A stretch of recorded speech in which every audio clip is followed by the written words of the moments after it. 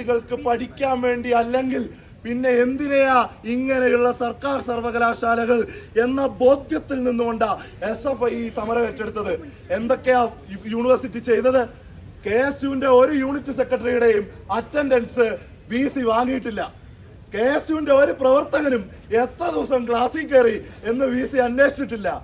SFIയുടെ unit കമ്മിറ്റിയുടെ secretary, SFIയുടെ university union chairperson, പെൺകുട്ടികളുടെ അടക്കം സമരപ്പന്തലിൽ വന്നിരിക്കുന്ന വിദ്യാർത്ഥികളുടെ അറ്റൻഡൻസ് ഇങ്ങ് കൊണ്ടുപോവാ, അവരെ അങ്ങ് സെം ഔട്ട് ആക്കി കളയാം, അവരെ അങ്ങ് ഇയർ ബാക്ക് ആക്കി കളയാം, അങ്ങനെ ഞങ്ങൾ ഈ സമരത്തെ അടിച്ചൊതുക്കും എന്ന് പറഞ്ഞ VCയും ആ VC KSUവിന് വേണ്ടി ചെയ്തു കൊടുക്കാൻ ശ്രമിച്ച സഹായങ്ങളൊക്കെയും എന്തൊക്കെ സഹായം? എത്ര കാലം വെയിറ്റ് ചെയ്തു, എത്ര കാലം കാത്തിരുന്നു.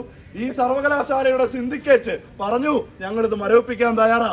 പക്ഷേ VC സിൻഡിക്കേറ്റിലേക്ക് വീണ്ടും ഇത് വെക്കുന്നില്ല. VC സിൻഡിക്കേറ്റ് വിളിക്കുന്നതേ ഇല്ല. എന്താ VC പറഞ്ഞത്? UDF ഗവൺമെന്റിന്റെ പുതിയ പ്രപ്പോസൽ അനുസരിച്ച് ഒരു പുതിയ സിൻഡിക്കേറ്റ് വന്നിട്ട് ആ സിൻഡിക്കേറ്റിലേക്ക് ഇത് വെച്ചിട്ട് KSUക്കാരുടെ ഒരു വെള്ളക്കടലാസിലെ എഴുത്തും കൂടി വാങ്ങി ഇതാ KSU തന്ന അപേക്ഷയെ മാനദണ്ഡമാക്കി പരിഗണിച്ചുകൊണ്ട് വിദ്യാർത്ഥികളുടെ പ്രശ്നങ്ങൾ ഞങ്ങളിതാ പരിഹരിക്കാൻ പോകുന്നു എന്ന നിലയിലേക്ക് ഇവിടുത്തെ വിദ്യാർത്ഥികളെ കഷ്ടപ്പെടുത്താൻ നോക്കി, ബുദ്ധിമുട്ടിക്കാൻ നോക്കി. അതിനെയൊക്കെ അതിജീവിച്ച് ഇന്ന് ഈ സർവകലാശാലയുടെ വൈസ് ചാൻസലർക്കും അധികാരികൾക്കും ഈ സമരത്തിന് മുൻപിൽ, ഈ ബാരിക്കേഡിന് മുന്നിൽ പതറാതെ, ഈ ജലപീരങ്കിക്ക് മുന്നിൽ പതറാതെ, ഇന്നലെ ടിയർ ഗ്യാസ് വീണിട്ടും പതറാതിരുന്ന SFIയുടെ സമരവീര്യത്തിന് മുന്നിൽ മുട്ടുമടക്കേണ്ടി വന്നു.